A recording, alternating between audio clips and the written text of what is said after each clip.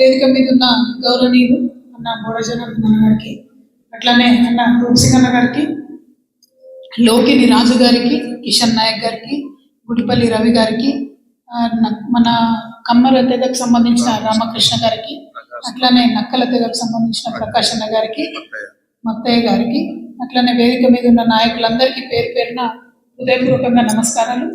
ఇవాళ ప్రపంచ వనం రమేష్ అన్న గారికి ప్రపంచ ఆదివాసీ దినోత్సవ సందర్భంగా ఆదివాసీ యుద్ధ వీరులైనటువంటి ఏకలవ్యుడు గారిని కావచ్చు, కుమ్రం భీమ్ గారిని కావచ్చు, ఠాను నాయక్ గారిని కావచ్చు, ఇంకా అనేక మంది వీరులు ఉన్నారు. వారందరికీ కూడా విప్లవ ఉద్యమాభివందనాలు తెలియజేసుకుంటూ తెలంగాణ రాష్ట్ర వ్యాప్తంగా ఉన్నటువంటి ఆదివాసీ సోదరులందరికీ కూడా మరొకసారి ధన్యవాదాలు, అభినందనలు. ఈ ఆదివాసీ దినోత్సవం అనేటటువంటిది మన హక్కుల కోసం ఎన్నో ప్రాణాలు పోతే అప్పుడు వచ్చినటువంటి గుర్తింపు. ఈ గుర్తింపు కూడా కేంద్ర రాష్ట్ర ప్రభుత్వాలు ఇచ్చింది కాదు. ప్రపంచవ్యాప్తంగా ఏదైతే ఐక్యరాజ్య సమితి ఉంటుందో వాళ్ళు ఒక తీర్మానం చేసి ప్రపంచవ్యాప్తంగా ఉన్న ఆదివాసీలకు ఏ దేశం చూసుకున్నా, అది అమెరికా చూసుకున్నా, ఆస్ట్రేలియా చూసుకున్నా, న్యూజిలాండ్ చూసుకున్నా, ఎక్కడ చూసుకున్నా, ఇండియా చూసినా, ఏ దేశం చూసినా, ఆఫ్రికాలో మరీ దారుణంగా ఆ దేశంలో ఉన్నటువంటి మూలవాసులైనటువంటి నేటివ్ ప్రజలందరినీ కూడా సంహరించి నాగరికత పేరుతోని వారి యొక్క భూములు దోసుకొని, వనరులు దోసుకొని మనందరం కూడా పెద్ద పెద్ద బిల్డింగులు కట్టుకున్నాం. దానికోసం అందరం కూడా అనేక సందర్భాల్లో బాధను కూడా వ్యక్తం చేసినాం. కొన్ని దేశాలు, ఆస్ట్రేలియా లాంటి దేశాల్లో ప్రధానమంత్రి పార్లమెంట్లో క్షమించండి ఆదివాసులు అని చెప్పి కోరినటువంటి పరిస్థితి. వాళ్ళు క్షమించమని చెప్పడమే కాదు, మొత్తం దేశం అంతా కూడా తీర్మానం చేసి పెద్ద ఎత్తున పార్లమెంట్లో ఏర్పాటు చేసిన ఒక చార్టర్, అంటే నేటివ్ అబారిజినల్ ఇండిజినస్ పీపుల్ని మేము అన్యాయం చేసినామని చెప్పి దేశమంతా కూడా క్షమాపణ కోరినటువంటి సందర్భం ఆస్ట్రేలియాలో చూస్తున్నాం. మరి అక్కడ పరిస్థితులకు ఇవాళ భారతదేశంలో పరిస్థితులకు చూసుకుంటే ఎంత దారుణం అంటే, ఇవాళ ప్రపంచ ఆదివాసీ దినోత్సవం ఏ ఒక్క పేపర్ కూడా రాయలేదు. ఒకటే ఒక్క వామపక్ష పత్రిక ఆదివాసీ దినోత్సవం గురించి సంపాదకీయం రాసింది తప్పితే మెయిన్ స్ట్రీమ్ పేపర్స్ ఎవరైతే ఉన్నాయో ఒక్క పేపర్ కూడా, ఒక్క ముక్క కూడా ఇలా ఆదివాసీ దినోత్సవం అని రాయలేదు. పోనీ రెండో విషయం ఏంటంటే, మన భారతదేశంలో అనేక మంది ప్రాణాలు అర్పించి మా అడవుల మీద మాకు హక్కు రావాలని కొట్లాడితే ఫారెస్ట్ రైట్స్ యాక్ట్ వచ్చింది 2006లో, ఇది 2026. ఫారెస్ట్ రైట్స్ యాక్ట్ చట్టం వచ్చి 20 సంవత్సరాలు అయింది. ఆ ముక్క కూడా ఏ ఒక్క పేపర్ రాయలేదు. అంతర్జాతీయ ఆదివాసీ దినోత్సవం గురించి ఒక పేపర్ రాయలేదు. భారతదేశంలో మనోళ్ళు చేసిన త్యాగాల గురించి ఏ ఒక్క పేపర్ రాయలేదు. అందుకే ఒక ఆదివాసీ కవి బాధపడుకుంటూ ఒక మాట అంటాడు: ప్రతి పర్వతాన్ని, ప్రతి అడవిని, ప్రతి నదిని, ప్రతి చెట్టును ఒక పటంగా మార్చేసిండ్రు. నేల తల్లికి ఒక ఫైల్ నంబర్ ఇచ్చిండ్రు. ఇప్పుడు ఆ నేల తల్లి మీదనే నాకు హక్కు లేకుండా చేసిండ్రు. నా నేల నాది కాదని అంటున్నారు. నేను ఇప్పుడు ఎవరి ఓడిలా నిద్రపోవాలి అని ఒక ఆదివాసీ కవి బాధపడతాడు. ఎంత దారుణం అంటే, అది విన్నాక అసలు ఒక 2 నిమిషాలు నాకు మనసును పట్టలేదు. అదే కవి ఒక మాట చెప్తాడు: చెట్టును చూసి ఎట్లా నిలబడాలో నేర్చుకున్నాం మేము, నదిని చూసి ఎట్లా ప్రవహించాలో నేర్చుకున్నాం మేము, భూమిని చూసి ఆ భూమితో పాటు కలిసిపోయి ఎట్లా బతకాలనో నేర్చుకున్నాం మేము. ఇలా భూమి మాది కాదంటున్నారు, మేము ఏడిపోవాలి అని బాధపడుతున్నాం. మనోజ్ ముర్ము అనేటటువంటి ఆ కవి రాసినటువంటి కవిత్వం పొద్దున్నే ఆ ఒకటే ఒక వామపక్ష పత్రిక రాస్తే ఆ పత్రికలోనే చదివినటువంటి ఆ కవిత గురించి నేను చెప్తా ఉన్నాను. దారుణమైన విషయం నిజంగా. ఇవాళ మన రాష్ట్రంలోనే మొన్నటికి మొన్న ఛత్తీస్గఢ్లో వేల కొద్ది ఆల్రెడీ ఇచ్చినటువంటి ఫారెస్ట్ రైట్స్ మొత్తం ఫారెస్ట్ డిపార్ట్మెంట్ నుంచి మాయమైపోయినాయి. పట్టాలు గిరిజనులకు ఇచ్చినాయి. ఏడికి పోయినాయి అంటే ఎలకలెత్తుకపోయినట్టున్నాయి. ఏం అర్థం కాని పరిస్థితి, ఘోరం. మణిపూర్ చూస్తున్నాం, రోజు రావణ కష్టంలాగా 2 తెగలకు కొట్లాట పెడుతున్నాం. అట్లా మీరు దేశవ్యాప్తంగా ఎక్కడన్నా చూడండి, అండమాన్ అండ్ నికోబార్ చూడండి, అక్కడ 81,000 కోట్లతోని కేంద్ర ప్రభుత్వం కొత్త ప్రాజెక్టు కడుతుంది. బుద్ధిజీవులు, ప్రజాస్వామ్యాన్ని కాంక్షించే వాళ్ళు కోర్టుకు పోయింది. అసలు అక్కడ ఆదివాసీల పర్మిషనే తీసుకోలేదు. మీరు ఇంతగానం ఎట్లా కడతారు, ఇక్కడ బిల్డింగ్లు ఎట్లా కడతారు, ఇంత పెద్ద పెద్ద ప్రాజెక్ట్ ఎట్లా కడతారని కోర్టుకు పోయింది. అంటే మన దేశంలో మన ప్రభుత్వం నుంచి మన ప్రజలనే రక్షించుకోవాల్సినటువంటి పరిస్థితి ఇవాళ ఉండడం అన్నది నిజంగా చాలా బాధాకరం. బ్రిటిష్ వాళ్ళు ఉన్నప్పుడు ఏం చేశారంటే ఇండియాలో మనకి చరిత్ర ఖచ్చితంగా తెలియాలి, ఎస్పెషలీ మన టీఆర్ఎస్ సైనికులకు తెలియాలి. నిన్న మొన్ననే మనం ప్రతిజ్ఞ చేసి ఉన్నాం, ప్రతి ఒక్క తెగకు ప్రతి ఒక్కరికి న్యాయం చేస్తామని చెప్పి. బ్రిటిష్ వాళ్ళు భారతదేశాన్ని ఆక్యుపై చేసుకున్న తర్వాత భారతదేశంలో ఉన్నటువంటి అన్ని రకాల సంపదను కొల్లగొట్టడానికి వారు అనేక మార్గాలు వెతుకున్నారు. అటవీ సంపదను కూడా వాళ్ళు కొల్లగొట్టాలనుకున్నారు. అప్పటి వరకు మన భారతదేశంలో ఎట్లుండే, ఎవరైతే ప్లేన్ ఏరియాస్లో ఉన్నటువంటి వాళ్ళు ఉన్నారో వాళ్ళ రాజ్యాలలో వాళ్ళు ఉన్నారు, అడవులలో ఉన్నటువంటి వారి రాజ్యాలు వాళ్ళకు ఉన్నాయి, వారితోని వీళ్ళకి ఇద్దరు కూడా మంచి సత్సంబంధాలు ఉండేవి. దీవులలో ఉన్న వారితో వాళ్ళ రాజ్యాలు వాళ్ళకు ఉండే, ఎవరికి వాళ్ళు ఇండిపెండెంట్గా బతికినాం. బ్రిటిష్ వాళ్ళు వచ్చినాక అడవిని కొల్లగొట్టాలి అంటే ఏం చేయాలి, ఒక చట్టం తీసుకొచ్చారు వాళ్ళు. ఏంటంటే భూమి మీద, నీటి మీద, అడవి మీద, అన్నిటి మీద కూడా ప్రభుత్వానికి హక్కు ఉంటుంది అని చెప్పి ఒక చట్టం తీసుకొచ్చి 1878 1878లో ఫారెస్ట్ రైట్స్ యాక్ట్ అని అప్పుడు తీసుకొచ్చింది ఫస్ట్ టైం వాళ్ళు. అంటే అసలు ఫారెస్ట్ మీద రైట్ ఉంటుంది ప్రభుత్వానికి అని చెప్పడానికి ఒక హక్కును తీసుకొచ్చి అని ఆదివాసులందరినీ కూడా ఇప్పుడు మీరు మా దగ్గరకు వచ్చి పట్టాలు తీసుకోవాలి, ఇప్పుడు అడవులకు పోవాలంటే మీరు మా దగ్గర పర్మిషన్ తీసుకోవాలి అని మొదలు పెడితే అనేక మంది విప్లవ వీరులు, అల్లూరి సీతారామరాజు కావచ్చు, కొమురం భీం కావచ్చు, జల్ జంగల్ జమీన్ మావి అని చెప్పి కొట్లాడి ఆ చట్టాలను విడిపించే ప్రయత్నం చేసింది. సాధ్యపడలే. ప్రభుత్వం వచ్చింది, ఇండిపెండెన్స్ వచ్చింది భారతదేశంలో. వచ్చినాక విచిత్రం ఏంటంటే ఆ పాత బ్రిటిష్ చట్టాలని మనం తీసేయాలి, కానీ ఇప్పటి వరకు కూడా మనం తీసేసుకోవాలి. వాటినే కొద్దిగా అటు ఇటు మార్చి మళ్ళీ అదే కొనసాగిస్తున్నాం. ఇప్పటికి కూడా భారత ప్రభుత్వం నుంచి అడవిలో ఉన్నటువంటి గిరిజనులు మేము అడవిలోకి పోతాం, మాకు ఈ భూమి ఇవ్వండి, మేము పోడు వేసుకుంటాం. ఆనాడు బ్రిటిష్ వాడు పోడు వ్యవసాయాన్ని రద్దు చేస్తే ఇప్పటికి కూడా పోడు వేసుకోవాలంటే మనం పర్మిషన్ అడగాల్సిన పరిస్థితి. ఇప్పుడు ఫారెస్ట్ డిపార్ట్మెంట్ వాళ్ళు ఏం చేస్తారు, మనకు ఎవ్రీ ఇయర్ వాళ్ళకి టార్గెట్స్, ఎంత భూమిని నువ్వు విడిపించినావని. ఉల్టా ఉండాలి యాక్చువల్లీ, ఎంతమందికి హక్కులు ఇచ్చినావనే టార్గెట్ ఉండాలి, ఎంతమందికి నువ్వు నీటి వసతి కల్పించినావనే టార్గెట్ ఉండాలి, ఎంతమంది ఆదివాసీ రైతులకు లేకపోతే ఆదివాసీ ప్రాంతాలలో వాళ్ళు అడుగుతున్నటువంటి ఫెసిలిటీస్ కల్పించడం అనేది ఉండాలి. అంటే ఉట్టిగా చెప్పట్లేదు, ప్రతి ప్రాంతం తిరిగినటువంటి వ్యక్తిగా చెప్తున్నా.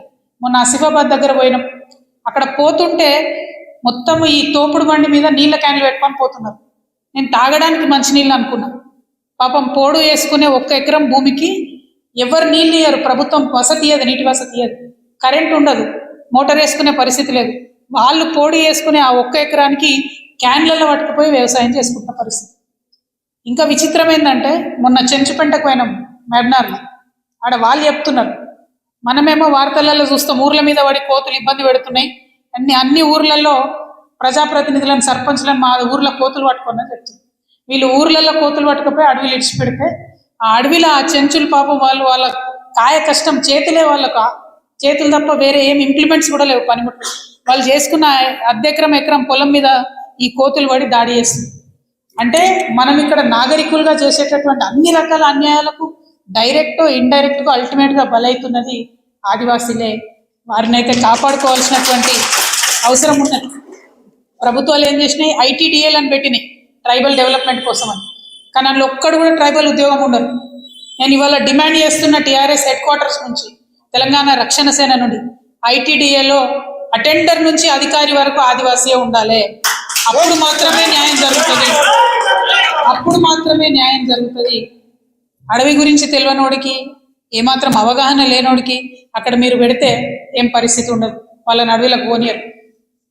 జీసీసీలను ఉంటాయి, గిరిజన కార్పొరేషన్లు, కోఆపరేటివ్ కార్పొరేషన్, అందులో రిక్రూట్మెంట్ లేక 25 ఏళ్ళు అయిపోయాయి. Only retirement, no recruitment. అంటే గిరిజనులు తీసుకొచ్చే తేనె కావచ్చు, ఇప్ప పువ్వు కావచ్చు, వాళ్ళు అమ్ముకోవాలంటే అసలు గవర్నమెంటే కొనాలి, కానీ అవి లేనటువంటి పరిస్థితి అయిపోయింది. సో ఇట్లా ఫెసిలిటీస్ లేవు, నెగ్లిజెన్స్, భూమి మీద హక్కు లేదు. మరి కనీసం వారికి హెల్త్ ఇష్యూ అన్న చూసుకోవాలి కదా. నిన్నగాక మొన్న ఖమ్మంలో ఎంత దారుణం అది, గుండాల మండలంలో, పెద్ద దూరం కూడా కాదు, ఖమ్మంలో గుండాల మండలంలో తల్లి బిడ్డ ఇద్దరు డెలివరీకి అని పోతే బిడ్డ చచ్చిపోయింది. డెలివరీ చేయరు, అక్కడ డాక్టర్ లేడు, నర్స్ డెలివరీ చేసి బిడ్డ చచ్చిపోయింది. చచ్చిపోతే ఆ బిడ్డ బతుకున్నదని 4 గంటలు ఆక్సిజన్ పెట్టి నటించిండ్రు గవర్నమెంట్. అట్లనే మళ్ళీ తల్లిని ఖమ్మం పంపిస్తే ఖమ్మం పోయే లోపల రక్తస్రావమై తల్లి కూడా చచ్చిపోయింది. తల్లి బిడ్డ ఇద్దరు ఇద్దరు ఆదివాసీ కోయ బిడ్డలే చచ్చిపోయింది ఆ రోజు. మరి జవాబు ఏది? ఎవరు చెప్పాలి దీనికి జవాబు? పోయినటువంటి ప్రాణాలకు లెక్క ఏది? ఏ ప్రభుత్వాలు చెప్తారు? నేను ఇవాళ తెలంగాణ రక్షణ సేనకు సంబంధించినటువంటి నాయకుల్ని, కార్యకర్తలందరినీ రిక్వెస్ట్ చేస్తున్నాను, దయచేసి ఇప్పుడు సెన్సెస్ జరుగుతుంది, కేంద్ర ప్రభుత్వం సెన్సెస్ చేస్తుంది, లెక్క పెడుతుంది. ఈ సెన్సెస్లో మనం ఆదివాసీల పక్షాన నిలబడాలి. ఎక్కడికక్కడ నాయకులం.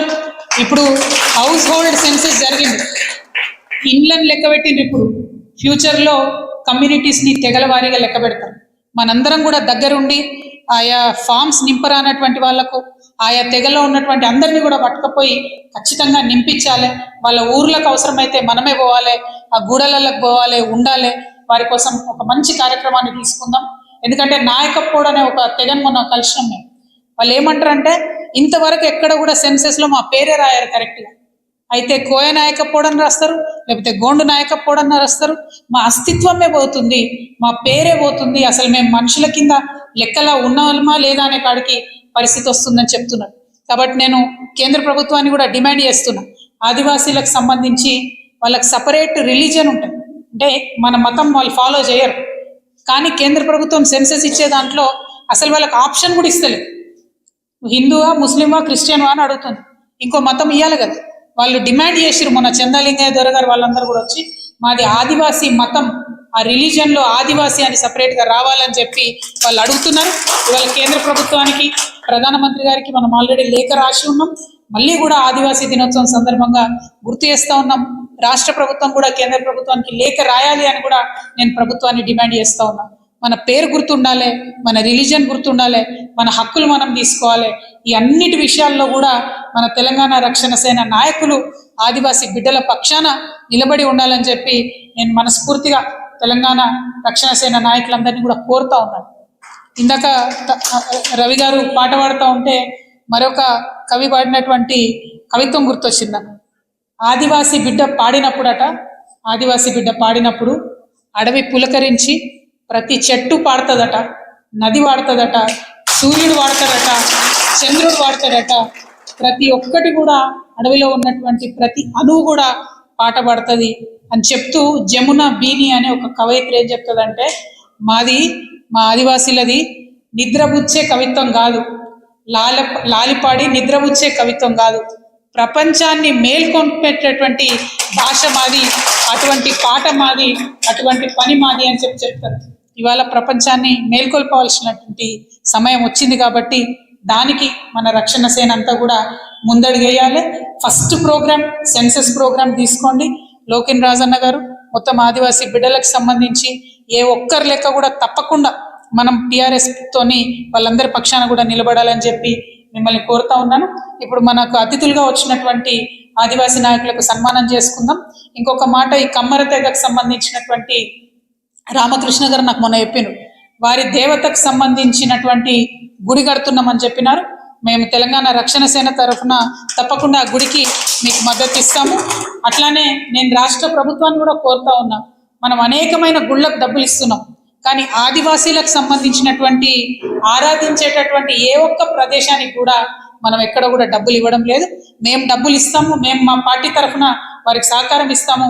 ప్రభుత్వం కూడా ఆ సంస్కృతిని గుర్తించాలి, ఆ దేవతలను గౌరవించాలి, వారి యొక్క ఆరాధ్య దేవతలను గౌరవించాలని చెప్పి మేము డిమాండ్ చేస్తా ఉన్నాం.